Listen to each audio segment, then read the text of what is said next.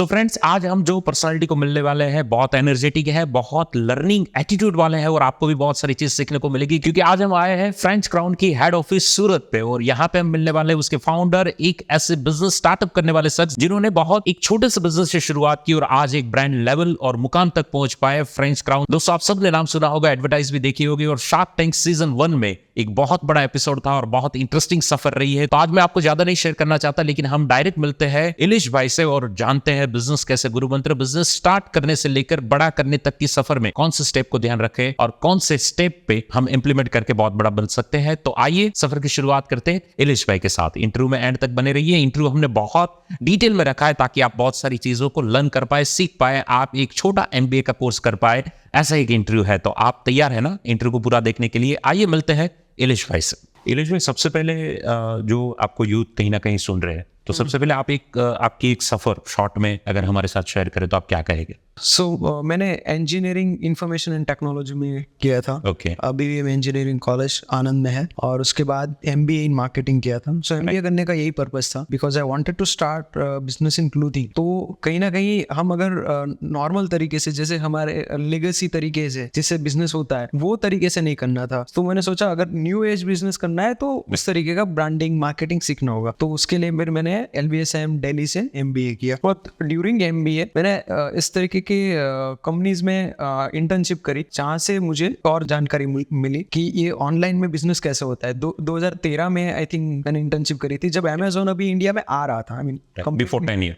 हाँ, before 10 years. हाँ, अभी 2023 है। तो उस टाइम पे भी अमेज़न इंडिया में आ रहा था और बहुत कम D2C ब्रांड्स थे इंडिया में। Right. So it was really hard to find D2C brand in India. फिर वहाँ जाके आप फिर सीखो।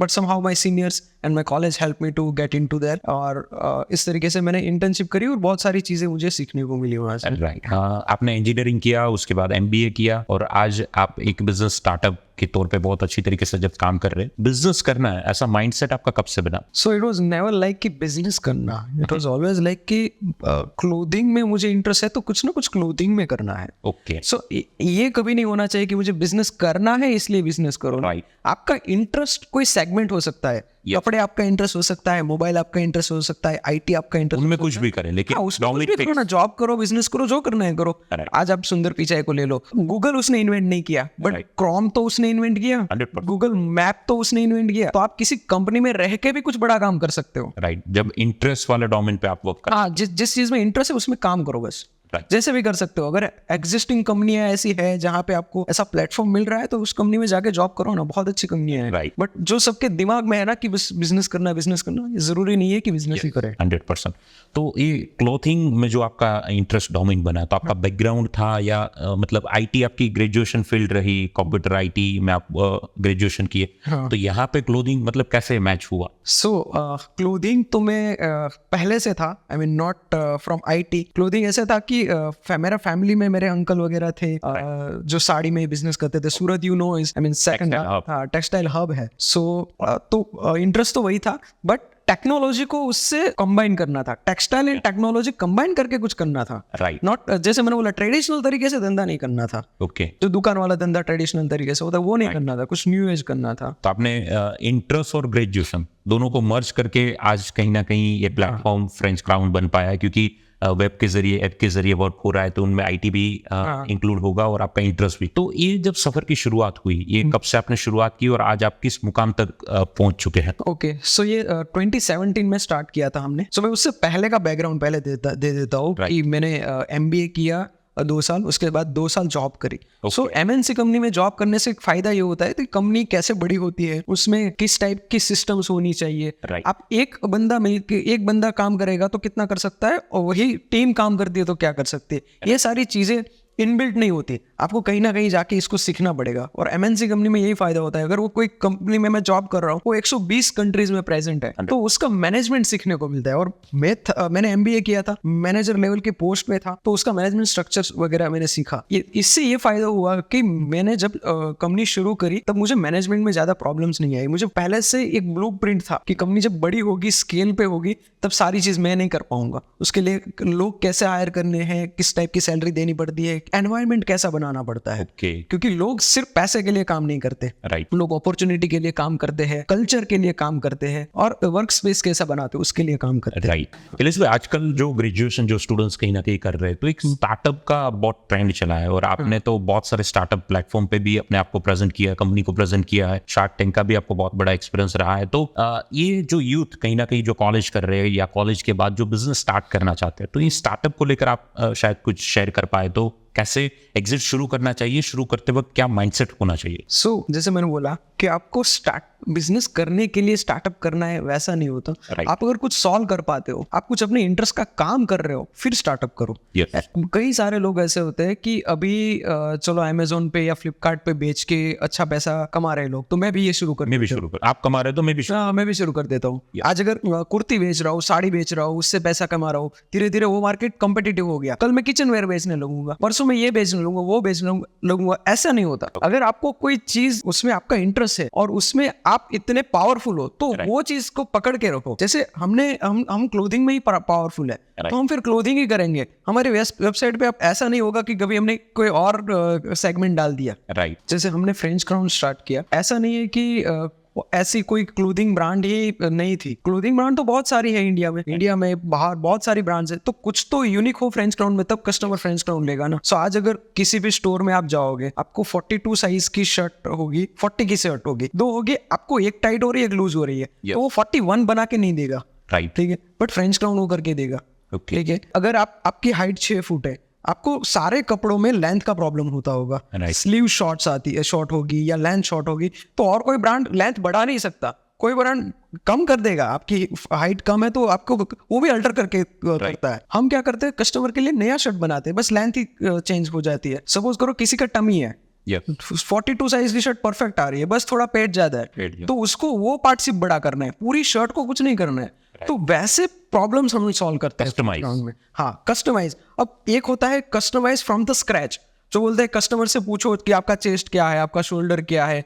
वो ज्यादा हेक्टिक है और उसमें कस्टमर बहुत परेशान होता है। टेलर मेड पूरा। हाँ, पूरा टेलर मेड। और आप अगर आज की इंडस्ट्री में देखो तो tailor made is also going away. Reason being उसमें वो फिनिशिंग नहीं है जो रेडीमेड में। एक जगह पे फिटिंग है, एक जगह पे फिनिशिंग है। सो हमने दोनों को कंबाइन किया, एक ऐसा ब्रांड जो फिनिशिंग भी देता है और फिटिंग भी देता है, और आपको ज्यादा क्वेश्चन पूछे बिना आपके लिए कस्टमाइजेशन करके देता है। Okay, right. तो ये मतलब जो इलेश भाई बात बता रहे थे कि भाई इंटरेस्ट अगर आपका हो, ये इंटरेस्ट हो तभी क्रिएट हो सकता है, अदरवाइज क्रिएट नहीं हो सकता। हाँ, क्योंकि इसके लिए पूरा सप्लाई चेन बदलना पड़ता है। पूरी इंडस्ट्री जैसे काम कर रही है वैसे मैं नहीं कर सकता। पूरी इंडस्ट्री आज एक साथ 1000 पीस बना लेगी कोई वन पर्टिकुलर शर्ट के, और फिर बेचती रहती है वो उसके पास फैब्रिक नहीं रहेगा, कोई बोलेगा कस्टमाइज कर दो, तो वो पूरा मॉडल ही चेंज करना पड़ता है। पूरा ऑपरेटिंग प्रोसीजर ही चेंज करना पड़ता है। 100%। इलेश भाई, बिजनेस तो जैसे आपने बताया एरिया ऑफ इंटरेस्ट के हिसाब से बहुत सारे यूथ और यंगस्टर आज स्टार्ट कर रहे हैं। फैमिली बिजनेस होता है, उससे कहीं ना कहीं एक जनरेशन आगे बिजनेस को नए माइंडसेट के नए गोल के करीब आगे बढ़ाती है। लेकिन आपने जब ये फ्रेंच क्राउन स्टार्ट किया, वो सफर से लेकर आज आप जो मुकाम तक पहुंचे, 500 करोड़ से ज्यादा एक ब्रांड वैल्यू जो आप बना के बैठे हैं, तो ये सफर कितना आसान रहा, कितना स्ट्रगल वाला रहा और कैसे रहा? क्योंकि हर कोई ये देख के लग जाता है कि इलेश भाई आज यहाँ पे पहुंच चुके हैं, तो it's not game of luck, it's not game of किस्मत, लेकिन बहुत सारी चीज यहाँ पे लगी है। तो आपकी ये सफर कैसे रही और ये मुकाम तक आप कैसे पहुंचे? ऐसा नहीं बोलूंगा कि बहुत डिफिकल्ट था, राइट, क्योंकि प्लानिंग था। अगर प्लानिंग होता है ना, तो आपको पता होता है ये चीज आने वाली है, ये इतने साल बाद ये चीज मैं करूंगा। आज अगर कंपनी को 6 साल हुए, तो कंपनी के आज से 10 साल बाद कंपनी में क्या लॉन्च करने वाले हैं, किस मुकाम पे होगी कंपनी, वो एक प्री प्लान होता है, एक विजन। हाँ, एक विजन होता है, तो ज्यादा प्रॉब्लम नहीं आती। अगर आपको प्रॉब्लम को आइडेंटिफाई नहीं कर सकते, सीधे आके खड़ी हो जाएगी ना प्रॉब्लम, तो आपको वो उसको टैकल करने में आसानी नहीं होगी फिर। राइट। सो हमने पहले पूरा बिजनेस प्लान बना लिया, पूरा यूएसपी बना लिया कि इसको कैसे टैकल करेंगे और कैसे आगे बढ़ाएंगे। हमने शुरू किया तब सिर्फ हमारी वेबसाइट से ही शुरू किया। हमने अभी 3 महीने पहले ही हमने ऑफलाइन शुरू किया और market place Amazon, Flipkart, Myntra,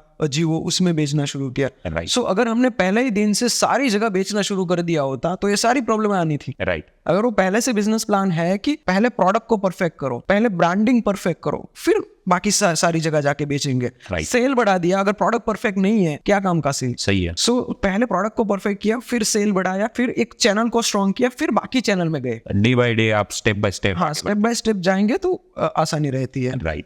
majority जो कॉलेज के जो स्टूडेंट है या जिसने रिसेंटली अभी कॉलेज कंप्लीट किए हैं, जो कोई भी बिजनेस स्टार्टअप करना चाहते हैं, उसको लेकर आपकी क्या एडवाइस होगी? क्योंकि हर कोई जब बिजनेस स्टार्ट करते हैं तो ओवरनाइट सक्सेस, एक रात में उसे सफल होना है, बहुत ही शॉर्ट टाइम में उसे सफल होना है, और कभी कभार नहीं होते तो बिजनेस स्विच कर देते हैं, 2-3 बिजनेस चेंज करते हैं, उसके बाद लगता है कि नहीं यार मैं बिजनेस नहीं कर पाऊंगा, तो काफी पैसों का, टाइम का लॉस हो रहा है, क्योंकि ये गोल्डन टाइम है। एक जो एज है 24-25, 5-6 साल ऐसे एक्सपेरिमेंट में निकल जाते हैं, तो उसको लेकर आप क्या कहेंगे? आप जब स्टार्ट करोगे तो ऐसा नहीं होगा कि आपका पहला प्रोडक्ट ही सक्सेसफुल जाए। Okay. फ्रेंच क्राउन ऐसे स्टार्ट हुआ था कि पूरा कस्टमाइज क्लोथिंग, राइट।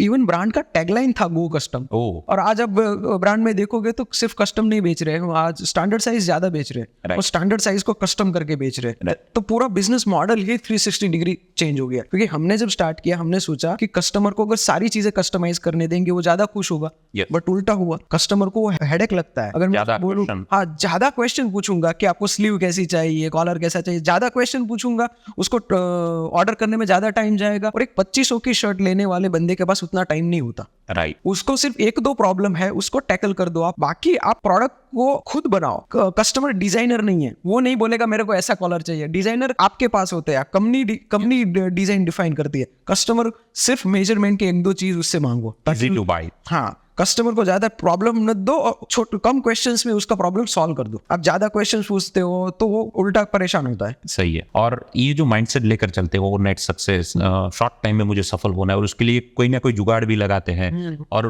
पैसों का मिसमैनेजमेंट हो जाता है, तो काफी सारे पैसों का भी लॉस होता है। तो हाँ, डेफिनेटली। वो आप एक्सपीरियंस के हिसाब से कहे तो क्या करते? जैसे मैंने कहा कि आप अगर प्लानिंग से चलो और एक साथ सब कुछ कर लेना है, वैसा दिमाग में मत रखो। ओके।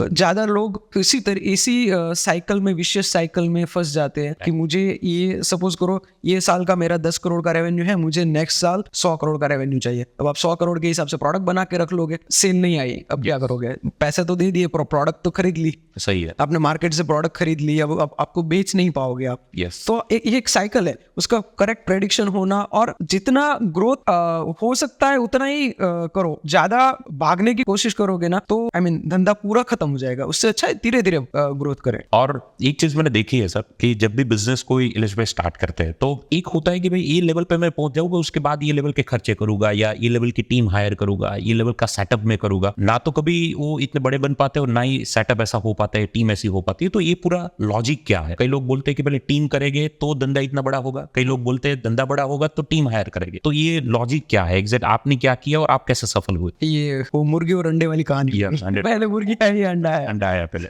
हाँ, इसमें कैसे होता है कि पीपल फर्स्ट, तो पहले लोग तो चाहिए, बट किस लेवल के लोग? 100%। आप अभी धंधा स्टार्ट कर रहे हो, 1 लाख सैलरी वाला बंदा नहीं ला सकते हो। राइट। लिमिटेड। लिमिटेड आपको अपने हिसाब से अपने बिजनेस के हिसाब से लोग लाने पड़ेंगे, पर लोग तो लाने ही पड़ेंगे। राइट। आप 20,000 25,000 सैलरी वाले लोग लाओ, आप खुद सारा काम मत करो। अगर आपका ध्यान मार्केटिंग में और ग्रोथ में ज्यादा होना चाहिए, प्रोडक्ट यूएसपी में ज्यादा होना चाहिए, डेली के ऑपरेशंस हैंडल मत करो। डेली के ऑपरेशंस के लिए, डेली का मैनेजमेंट के लिए, डे इन डे आउट के प्रोसेसेस जो होते हैं उसके लिए लोग हायर करो, उसमें ज्यादा आप डीप डाइव करो। डेली के प्रॉब्लम लोग हैंडल कर लेंगे, आप लॉन्ग टर्म वन जो चीजें है उस पर ज्यादा काम करो, जो टीम से नहीं हो सकता। हाँ, जो टीम से नहीं हो सकती, वो ग्रोथ नहीं सोच सकते, Right. वो मार्केटिंग नहीं सोच सकते इतना बड़े लेवल पे। धीरे धीरे मार्केटिंग एडवर्टाइजिंग भी हम लोगों से करवा सकते हैं, बट इनिशियल स्टेज पे तो आपको ही करना होगा, आपको ही करना, क्योंकि ब्रांड का पोजीशनिंग बहुत इंपॉर्टेंट होता है। राइट। सो वो अगर आप ब्रांड का पोजीशनिंग डिफाइन करो और उस तरीके से ब्रांडिंग करोगे तो ज्यादा इफेक्टिव है। जैसे फ्रेंच क्राउन आज ये लेवल पे पहुंचने के बाद, आज अभी आप रिसेंटली देखोगे वेबसाइट पे और हर एक प्लेटफॉर्म पे एडवर्टाइज पे, तो इमरान हाशमी जी को कहीं ना कहीं आज ब्रांड एम्बेसडर के तौर पे ब्रांड के साथ काम कर रहे हैं। तो धीरे धीरे आप आगे जा सकते हो और कर सकते हैं। एक और चीज मैंने ज्यादातर देखी है कि कोई एक बिजनेस को कितना वक्त दे, कितना टाइम दे, क्योंकि अगर वो नहीं चल पा रहा है तो उनमें कुछ चेंज करे कि बिजनेस को चेंज करे कि पूरा मॉडल स्विच कर ले, ये बहुत बड़ा कंफ्यूजन हो रहा है लोगों को। तो आपके एक्सपीरियंस के हिसाब से आप उनमें एडवाइस अगर दे तो क्या कहोगे? कभी भी ना प्रोडक्ट मत चेंज करो। ओके, कितने भी साल हो जाए, Right. कितना भी टाइम लग जाए, प्रोडक्ट चेंज मत करो। बेचने का तरीका चेंज कर सकते हो, बनाने का तरीका चेंज कर सकते हो। कोई प्रोडक्ट कभी ट्रेंड में नहीं है ऐसा नहीं हो सकता। आज पानी पूरी बेचने वाला भी अच्छे से अच्छी बेच लेना तो सूरत में गणगौर जैसा बड़ा बिजनेस खड़ा कर सकता है। सो वो प्रोडक्ट कभी गलत नहीं होता, उसका बेचने का तरीका, आपका ब्रांड का पोजीशनिंग, वो कहीं ना कहीं गलत है। तो वो डायरेक्शन आप चेंज करो। आप कभी प्रोडक्ट चेंज करोगे ना तो आप कभी सक्सेसफुल नहीं हो पाओगे, क्योंकि फिर उसको समझना, प्रोडक्ट को समझने में बहुत टाइम जाता है और राइट प्रोडक्ट मार्केट फिट ढूंढने में बहुत टाइम जाता है। ओके, तो एक ही प्रोडक्ट पे लगे रहो। अगर आप कपड़े कर रहे हो तो कपड़े पे ही, शर्ट पर्टिकुलर एक हम सिर्फ शर्ट को लेके बैठे थे 3 साल तक, सिर्फ शर्ट, पूरे गारमेंट कैटेगरी ही नहीं, सिर्फ शर्ट को बेचो और कुछ नहीं। शर्ट के साथ पैंट भी बिकेगी पता है, टी शर्ट भी बिकनी है, ब्लेजर भी बिकना है, सब कुछ बिकना है पता ही है, बट फिर भी नहीं लॉन्च किया। ओके, ओनली शर्ट पे लगे। पहले शर्ट पे मास्टर बन जाओ। और कोई आज अगर फ्रेंच क्राउन को जानता है तो पहले शर्ट के लिए जानता है, राइट, फिर सेकंड कैटेगरी को पकड़ा कि अब हम सूट का ब्रांड बनेंगे, राइट। अब फिर तो 3 साल के बाद क्यों सोचा, क्यों पहले से नहीं बेच सकते थे? कर सकते थे ना। Yes. बट उस एक प्रोडक्ट को लो, उसमें मास्टर बन जाओ, फिर नेक्स्ट प्रोडक्ट पे। फिर हम शर्ट कभी छोड़ नहीं सकते, उसमें आप हमेशा मास्टर रहोगे। ऐसे रेवेन्यू ग्रोथ होता है। तो आप अगर कोई प्रोडक्ट को पकड़ के मास्टरी कर लो ना उसमें, वो ज्यादा अच्छा रास्ता है। स्ट्रेटेजी बदलनी पड़ेगी डेफिनेटली। कस्टमर के प्रॉब्लम समझो, कस्टमर से बात करो कि आपके प्रोडक्ट में क्या क्या चेंजेस लाने हैं, राइट। और कस्टमर जो इनपुट देता है ना, वैसा इनपुट और कोई दे ही नहीं सकता है। 100%। मैं इनिशियल स्टेज में खुद कस्टमर से बात करता था।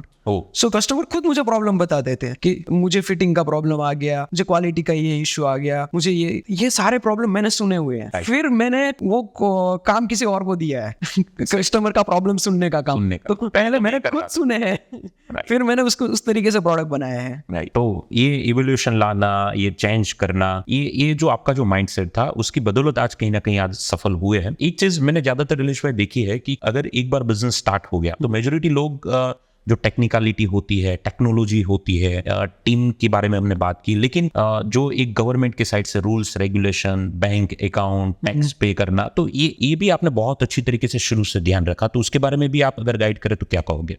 ये हमेशा बिजनेस ना कोई एक चीज धंधा नहीं चला सकती। ओके। 4 एस्पेक्ट्स होते हैं। जो आप बोल रहे हो वो फाइनेंस वाला एस्पेक्ट है, Right. ठीक है। Finance, HR, operation and marketing, ये चारों चीज इंटीग्रेटेड वे में चले ना तो ही धंधा चल सकता है। राइट। जैसे हम बोलते हैं ना, अगर फैमिली है तो फैमिली में हर पर्सन, 4 बंदे हैं तो चारों 4 हेल्दी हो, चारों 4 वेल्दी हो, तब जाके फैमिली कंप्लीट होती है। Healthy wealthy. हाँ, वैसे ही बिजनेस में होता है। अगर 4 एस्पेक्ट है तो चारों 4 एक दूसरे के साथ इंटीग्रेटेड वे में और परफेक्ट मैनर में चले तो ही बिजनेस हो सकता है। एज अ फाउंडर आप कभी एक ही सेगमेंट पकड़ के उस पर काम नहीं कर सकते। राइट। आपको एज अ CEO चारों एस्पेक्ट देखने होंगे। हाँ, आप चारों डिपार्टमेंट में हेड रख सकते हो अलग अलग, उससे मॉनिटरिंग तो आपको रखना पड़ेगा। मॉनिटरिंग तो आपको ही करना होगा। कोई भी फाइनेंस का एस्पेक्ट है, इधर उधर हो रहा है तो आपको वहां पे जाके थोड़ा इनपुट तो देना होगा। ऐसा नहीं होगा कि कंप्लीटली आप उससे बाहर निकल गए, नहीं। तो ये चारों चीज पे आपको फोकस, 4 डिपार्टमेंट है, चारों डिपार्टमेंट, हर एक बिजनेस में 4 डिपार्टमेंट होते हैं, कोई भी। हाँ, ये 4 पे आपने मास्टरी हासिल कर ली तो समझो बिजनेस पे मास्टरी हो। हाँ। फिर आप ऐसा नहीं कह सकते कि मुझे सिर्फ मार्केटिंग ही आता है, नहीं। आपको HR का काम करना ही पड़ेगा, आपको लोगों को हायर करना ही पड़ेगा। राइट। सो इनिशियल स्टेज में तो चारों खुद ही करना है। धीरे धीरे बाद में आप धीरे धीरे आप फिर HR हायर करोगे, वो लोगों को हायर करेंगे, बट पहला HR तो आप ही हायर करोगे। HR को हायर तो आपको ऑनर को ही करना पड़ेगा। तो उसको HR को हायर करने के लिए पहले खुद को HR बनना पड़ेगा। मतलब आप जो टीम को काम देने वाले वो कभी ना कभी आपने अगर किए हैं तो वो बहुत इजीली आप रन कर पाओगे। हर एक काम को पहले हाथ में लो, उसका SOP बनाना। SOP मतलब स्टैंडर्ड ऑपरेटिंग प्रोसीजर। कैसे रन होगा, ऐसे ही होगा, इसके इतने स्टेजेस है, ये ऐसे ही काम होना है। वो एक बार आपने बना लिया, फिर टीम को दे दिया, वो उसको फॉलो करके काम करती रहेंगे। बंदे चेंज होते रहेंगे लेकिन SOP वही रहेगी, लोग चेंज होते हैं, प्रोसेस वही रहती है। प्रोसेस वही रहती है और ये प्रोसेस के जरिए आप बड़ा बन पाते हो। और ये आज फ्रेंच क्राउन ये मुकाम पे पहुंचा है, उनमें कहीं ना कहीं SOP टीम और ये माइंडसेट विजन का बहुत बड़ा योगदान है। एक चीज मैंने बहुत बार देखी है कि लोग बोलते हैं कि हमारा फाइनेंशियल बैकग्राउंड नहीं है, हमारा फैमिली बैकग्राउंड नहीं है, हमारे फैमिली में कभी किसी ने बिजनेस नहीं किया। तो ये एक कहीं ना कहीं एक लेवल पे जाने पे कितना मैटर करता है और ये माइंडसेट से आप कितना आगे बढ़ पाते हो और कितनी चले जाती। फ्रेंच क्राउन स्टार्ट किया था हमने 4 लाख रुपए से, पहले से कोई करोड़ों रुपए डाल के बिजनेस शुरू नहीं किया है। बट ये जरूर था कि मैं अच्छा प्रोडक्ट बेचूंगा, महंगा प्रोडक्ट बेचूंगा, सस्ता बेच के कम क्वालिटी वाला बेचने की जरूरत नहीं है। कस्टमर का प्रॉब्लम सॉल्व होना चाहिए। तो एक अगर विजन क्लियर है ना, तो छोटे अमाउंट से भी आप धंधा शुरू कर सकते हो। उसके लिए बड़ा पैसा होना चाहिए, फाइनेंशियल बैकग्राउंड बड़ा होने की जरूरत नहीं है। दूसरा, फैमिली का बिजनेस बैकग्राउंड होना। तो मेरी फैमिली का बिजनेस बैकग्राउंड है बट एक्सटेंड में नहीं है, और अगर है तो भी उसका साड़ी में दूर के रिलेटिव्स का है, तो उससे जो इनपुट्स मिलते हैं ना, तो अगर फैमिली में भी किसी ने बिजनेस किया है, वो ट्रेडिशनल तरीके से किया है, किसी ने मैंने जैसे न्यू एज बिजनेस स्टार्ट किया है, वो किसी ने नहीं किया। और मैं तब की बात कर रहा हूँ जब ई कॉमर्स आया ही नहीं था, तो किसी ने कैसे किया होगा बिजनेस। 2013 में जब अमेजोन ही इंडिया में आ रहा था, तब मैंने सोचा ना कि मैं इस तरीके का बिजनेस करूँ, तब तो फैमिली में किसी ने नहीं किया था। तो ये सारी चीजों की जरूरत नहीं होती, आपको जरूरत है ऐसे लोगों से मिलने की जिसको बिजनेस आता है। आपकी फैमिली में वो लोग होना जरूरी नहीं है, फैमिली मेंबर नहीं है तो चलेगा, बट आपको नेटवर्क बनाना पड़ेगा। कहीं ना कहीं तो है सिटी में, सही है, आपके सिटी में नहीं है, दूसरे सिटी में है। मैं अगर ई कॉमर्स की बात करूं तो 2013 में मेरे सूरत में तो कोई मिलता भी नहीं था ई कॉमर्स करने वाला। तो अगर मुझे कांटेक्ट भी बनाने हैं तो दिल्ली, बैंगलोर, मुंबई, वहां के लोगों से कांटेक्ट बनाए और उन लोगों से सीखा। यस, तो ये चीज है कि आपको अगर खुद नहीं आता तो सीखने की आपकी एक लगन होनी चाहिए, तो होनी चाहिए। उसके लिए आप कुछ भी कर छुटने, ये बहुत जरूरी है, और ये कहीं ना कहीं आपने किया और ये बहुत बड़ा बेनिफिट हुआ। इसलिए जब कोई अगर एक बार बिजनेस स्टार्ट कर देता है, तो आपने जैसे बताया टीम के बारे में बताया, फाइनेंस के बारे में बताया, छोटे से लेकर विजन बड़ा होना चाहिए। अमाउंट अगर आप शुरू में बड़ी नहीं रखते तो भी चल सकता है। लेकिन एक चीज मैंने बार बार देखी है कि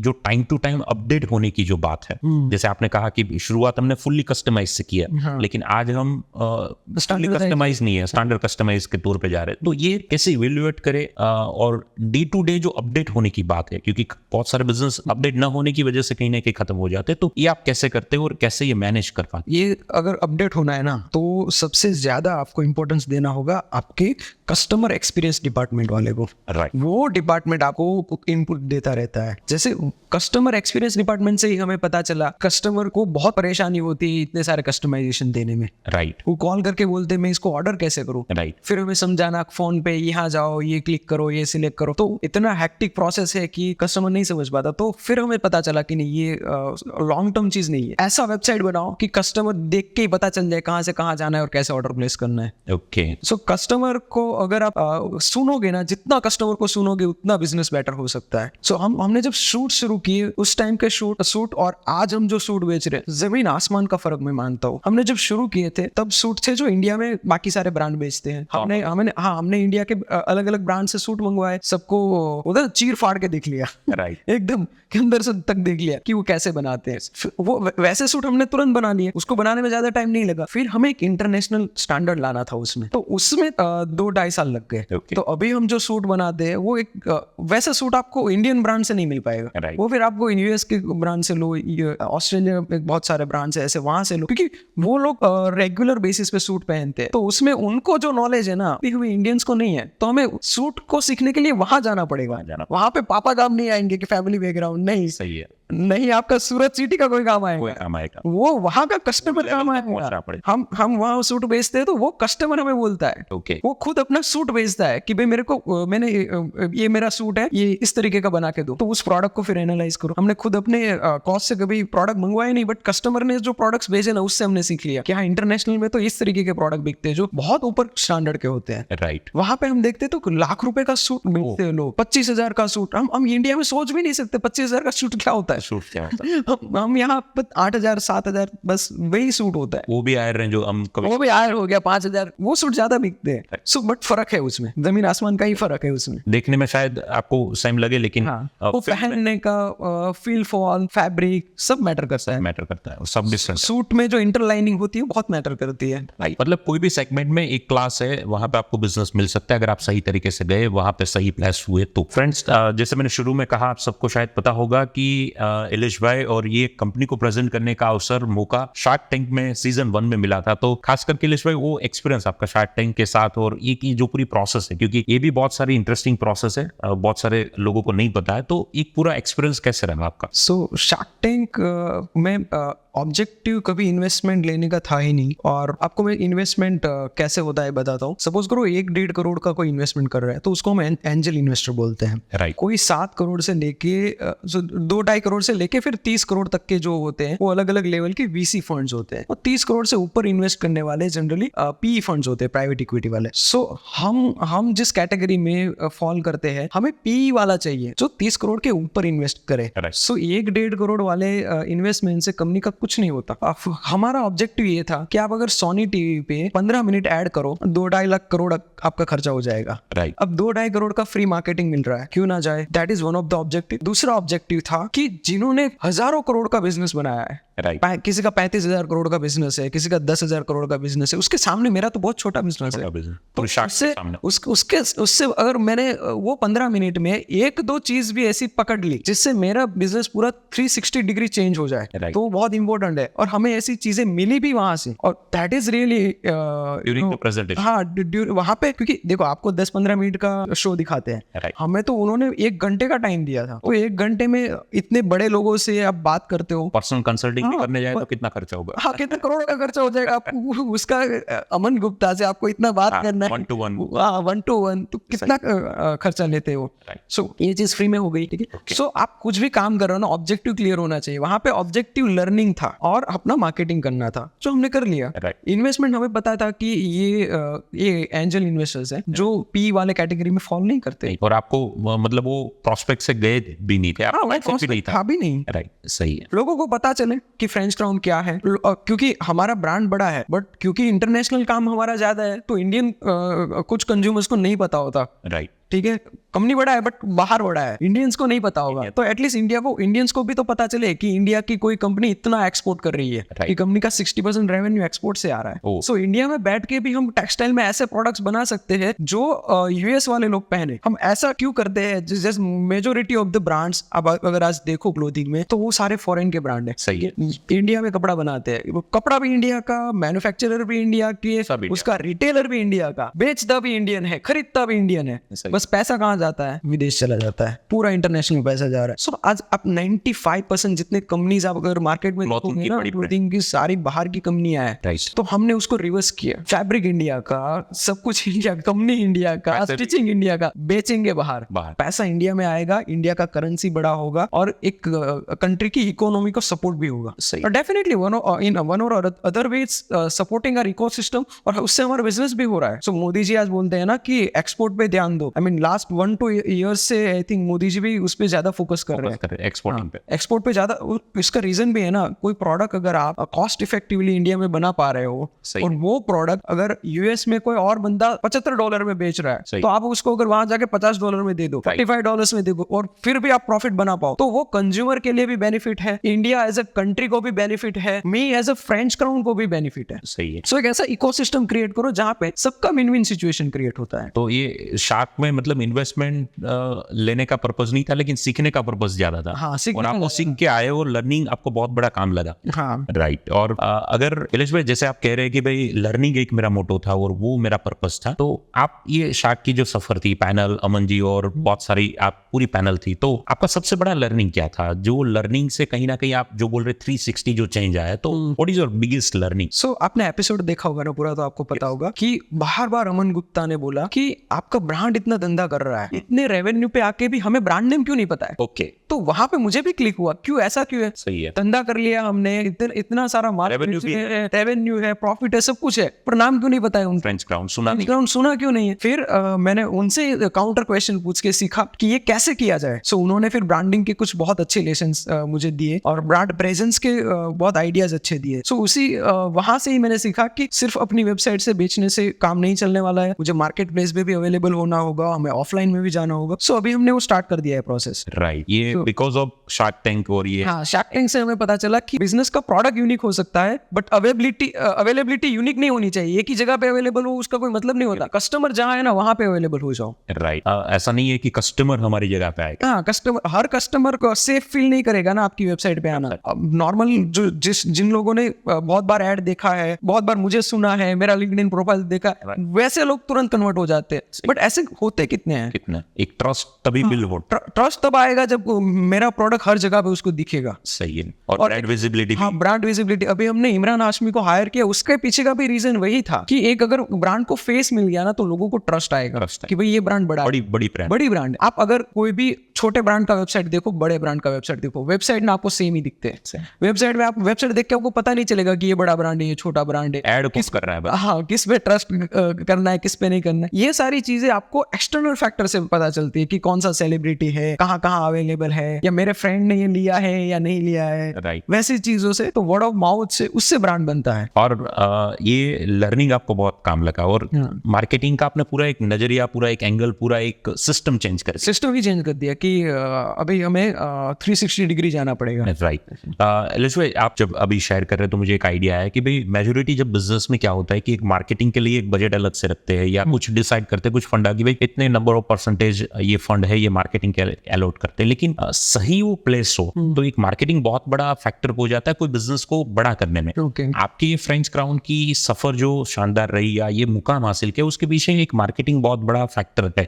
और आपकी वो कोर है, आपकी वो मास्टरी, आपने MBA भी किया है। तो मार्केटिंग के बारे में थोड़ा हम भाइयों को बताए तो आप क्या शेयर करोगे? मार्केटिंग के बारे में ना मैं एक बहुत इंटरेस्टिंग बात बताऊंगा। मुझे ज्यादातर एंटरप्रेन्योर्स आके पूछते हैं कि मैं मार्केटिंग कैसे सीखूं। ठीक है, तो मैं उसको पूछता हूँ, आप कभी डॉक्टर के पास जाके पूछते हो मैं डॉक्टर कैसे बनूं? राइट। आप पहले डॉक्टर बन जाते हो, आप पढ़ाई करते हो, उसकी 4 साल पढ़ाई करते हो, बन जाते हो, फिर डॉक्टर राय लेने जाते हो। हाँ, फिर डॉक्टर से समझने जाते हो कि अब मेरा ये केस है, इसको मैं कैसे सॉल्व करूं। अब ये नहीं पूछोगे कि डॉक्टर कैसे बनूं। सो वैसे मार्केटिंग एक फील्ड है पूरा, उसमें पहले एजुकेशन लीजिए, मार्केटिंग को पूरा समझिए, फिर मार्केटिंग करिए। ना कि आप सिर्फ 2-4 आर्टिकल कहीं पे पढ़ लिए और 2-4 सिर्फ फेसबुक पे मार्केटिंग आता है और मैं मार्केटिंग शुरू कर देता हूँ, या सिर्फ गूगल पे आता है और कहीं नहीं आता है तो सिर्फ गूगल पे कर लिया। ऐसा नहीं होता। आपको ये पता होना चाहिए कि मैं अगर कोई पर्टिकुलर एड फेसबुक पे चला रहा हूँ, कंपैरेटिवली वो मैं बिलबोर्ड्स पे चला रहा हूँ, दोनों को ROI कैसे कंपेयर करना है, कहाँ कितना पैसा डाल रहा हूँ, कहाँ पे कितना ROI आ रहा है, रिटर्न ऑन इन्वेस्टमेंट ROI मतलब, तो कहाँ पे कितना इन्वेस्टमेंट में आपको रिटर्न मिल रहा है। सो एक स्टेज तक ऐसा होता है कि आपका डिजिटल एड्स ज्यादा ROI देता है। उसके बाद ऐसा स्टेज आता है जब आपकी कंपनी ऑलरेडी बहुत बड़ी हो चुकी होती है, फिर आप ऑफलाइन में भी जाते हो। उस टाइम पे ब्रांडिंग की ज्यादा जरूरत होती है, अवेयरनेस की ज्यादा जरूरत होती है। तो आज फ्रेंच क्राउन पे वैसे लेवल पे है कि उसको अवेयरनेस की ज्यादा जरूरत है।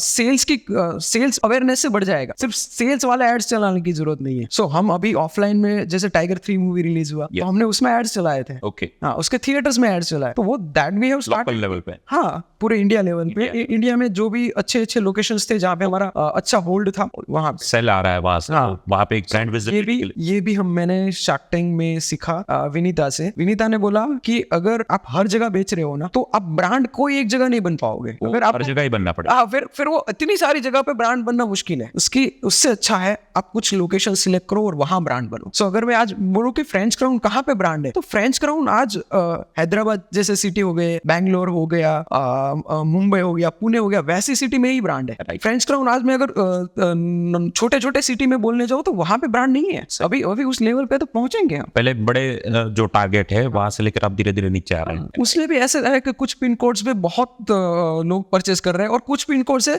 जहाँ पे लोगों को फ्रेंच क्राउन पता ही नहीं है। राइट। पर्टिकुलर वो सिटी में भी हाँ, उस पर्टिकुलर सिटी में भी डिफरेंस है। अगर मैं सूरत में बैठा हो तो सूरत में ही बहुत सारे लोगों को फ्रेंच क्राउन नहीं पता है, बट सूरत में जो अच्छे एकदम पोश एरिया है उन सबको पता है। राइट। वैसे एरियाज 10% होते हैं, तो बाकी 90% ऑडियंस तो मेरे काम की भी नहीं है वैसे भी, तो वहां ब्रांड बन के क्या फायदा है। उससे अच्छा है जहाँ पे बाय भी नहीं करने वाला। हाँ, बाय भी नहीं करने वाला है। सही है। तो आप ये पूरा टीम एक पूरा एनालिसिस करते हैं, उसके अकॉर्डिंग आप ये डिजाइन और एरिया और सब ब्रांडिंग कैसे करना वो डिसाइड करते हैं। हाँ, राइट। और ये सब करने में एक अच्छी खासी अमाउंट मतलब फंड भी चाहिए होता है। तो जब शुरू करें तब ये कितना फंड और कैसे फंड रखे आप, अगर वो एक्सपीरियंस के हिसाब से शेयर करें तो? स्टार्टिंग हमेशा डिजिटल एड्स से करना चाहिए, फेसबुक, गूगल, इंस्टाग्राम, व्हाट्सएप, इसी चीजों से। सस्ता पड़ता है बजट। हाँ, क्योंकि वो छोटे बजट से स्टार्ट करने देते हैं। आप थिएटर वाले के पास जाओगे, मेरे को कितने थिएटर में करना है, नहीं कर, सीधा बोलेगा 10 लाख रुपए लाओ। सही। बिलबोर्ड्स करने जाओगे तो सीधा 2-3 लाख मांगेगा, बट आपको फेसबुक पे ऐड करना है 200 रुपए दो हो जाएगा। सही। 200 रुपए में डेली का एड्स चला सकते हो। तो शुरू तो धीरे धीरे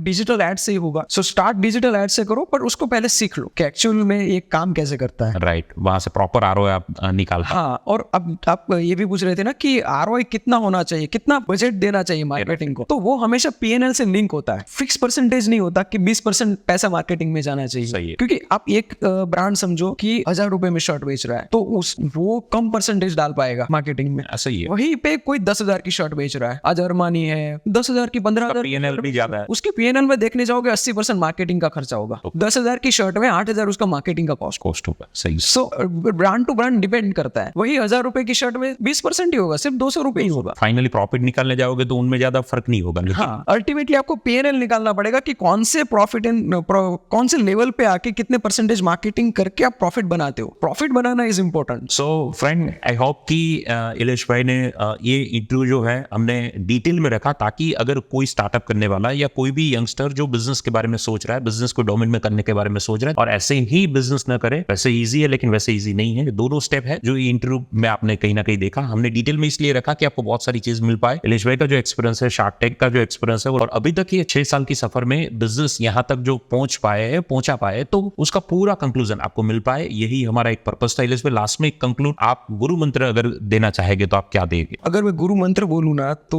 वही होगा कि आप कोई एक चीज में इंटरेस्ट पकड़ लो अपना और उस चीज में ही मेहनत करो। आप 100 चीजों में मेहनत करोगे, किसी में मास्टर नहीं बन पाओगे। राइट। एक पे 4-5 साल काम कर लिया ना, तो फिर आप उसके मास्टर बन जाओगे। अगर आप जॉब भी कर रहे हो ना और कपड़े की कंपनी में जॉब कर रहे हो, तो सिर्फ फिर लाइफ टाइम कपड़े की कंपनी को पकड़ लो कि मुझे इसी कपड़े की ही कंपनियों में काम करते रहना है, ताकि आपका पीछे वाला नॉलेज उसमें काम आए। Right. अदरवाइज आप फील्ड चेंज करते जाओगे हर बार, तो आपका नॉलेज उतना यूजफुल नहीं रहेगा नेक्स्ट जो भी कंपनी में जाओगे। इवन आज हम हायरिंग करते हैं तो वैसे लोग पहले पकड़ते हैं जो इंडस्ट्री के होते हैं, जिसका हमारी इंडस्ट्री का एक्सपीरियंस ज्यादा हो। मैं ऐसा नहीं देखूंगा कि किसी का 10 साल का एक्सपीरियंस है तो 10 साल में से 2 साल ऑनलाइन का है, 8 साल उसने कुछ और किया है, Right. और कंपेयर टू 5 साल है किसी का और 5 के 5 ऑनलाइन में है, वो ज्यादा हो जाता है। हाँ, तो मैं 5 वाले को पहले हायर करूंगा। चाहे जॉब में है या बिजनेस में, हर जगह कोई एक चीज को पकड़ लो, उसको 10 तरीके से कर सकते हैं, बट करनी एक चीज है, उस चीज में ही मास्टरी करनी है। राइट। तो ये लास्ट में भी एक एक्स्ट्रा आपको कहीं ना कहीं गुरु मंत्र मिल गया और सीखने को मिल गया।